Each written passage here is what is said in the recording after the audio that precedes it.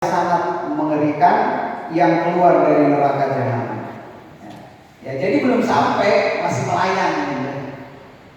Ya, jadi neraka jahanam itu ya neraka yang paling, ya mungkin kalau level adabnya itu yang paling berat, yang paling berat. Karena kalau kita baca dalam hadis, sirat itu terbentang di antara neraka jahanam. Jadi di sirat itu kan ada bangkol gitu ya, yang menarik orang gitu ya. Jadi bangkol itu dengan sendirinya menarik orang, kait di dalam hati. Jadi orang itu ketika lewat sirat menuju surga itu kan di bawahnya neraka jahanam, di atasnya neraka jahanam. Mau kemana aja itu neraka jahanam. Itu gambarannya. Makanya cara orang lewat sirat itu kan beragam dalam hadis. Ya kan, ada yang seperti kilat, ada yang lari, jogging, ada yang merangkak gitu. Itu gambaran kualitas iman, kualitas amal di dunia seperti itu. Makanya ketika orang sudah persepsi akhiratnya bagus, dia tidak akan pernah macam-macam di dunia. Dia hanya sibuk ibadah. Dia akan sibuk memperbaiki iman, sibuk memperbaiki amal. Dia tidak pernah tertarik dengan urusan-urusan yang tidak ada kaitannya keselamatan dirinya, gak ada. Kurang masih belajar, masih sibuk, maksiat, gitu ya, malas ibadah, karena persepsi mereka tentang akhiratnya belum bagus, sehingga masih terpesona, masih tertipu dengan dunia, gitu ya. Nah, itulah gambaran saja.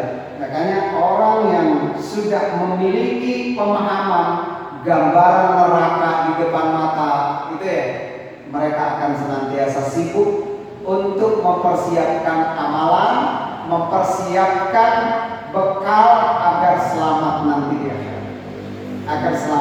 di akhirat. Oleh karena itu di ayat lain, dalam surat Al-Furqan ayat 12, Allah berfirman, "Idza ra'athum min makanin ba'idin sami'u laha taghaira wa zafira." Apabila maksudnya neraka, melihat mereka dari tempat ba'idah itu yang jauh, sami'u laha taghaira wa zafira, mereka mendengar suara yang gemuruh karena marahnya. Jadi ketika neraka itu melihat ahli neraka sudah dilempar oleh Allah, jadi neraka itu marah. Yang namanya marahnya neraka jahanam bergemuruh suaranya menanti gitu. Jadi karena neraka itu makhluk Allah, melihat ahli maksiat itu marah. Ya. Wazafir. Adapun kata wahiyat tafur dalam surat Al-Mulk ayat 3, tafur itu artinya api neraka berkobar-kobar karena marah. Kan kadang ada ayat lain dalam sebuah hadis, neraka itu berkata kepada Allah, "Wahai Allah, mana lagi orang? Ada nggak sisa orang?" Kalau tafur di sini yang berkobar, ibarat jika air dipanaskan mendidih, ya seperti itu. Kalau kita sedang marah puncak kan sama mendidih ya. Manusia sedang marah memuncak, mukanya merah berkobar kayak neraka jahanam. Itu marah. Begitupun kalau air mendidih, meluap-luap kemarahannya, emosinya. Itu sama saja. Sifat-sifat neraka. Ini semua menunjukkan intinya apa? Mengerikan, menakutkan. Itu intinya. Suasana suara yang menakutkan. Jadi intinya apa? Jamaah rahimakumullah, bahwa tidak ada kalimat ringan kalau kita berbicara tentang adzabun nar. Tidak ada. Ya. Makanya ketika orang menganggap ringan, dia juga akan menganggap ringan terhadap dosa. Ya kan? Kan dalam hadis Nabi Rasul menyebutkan bahwa orang-orang munafik itu sikap mereka terhadap dosa itu disikapinya seperti lalat yang menempel di ujung hidungnya.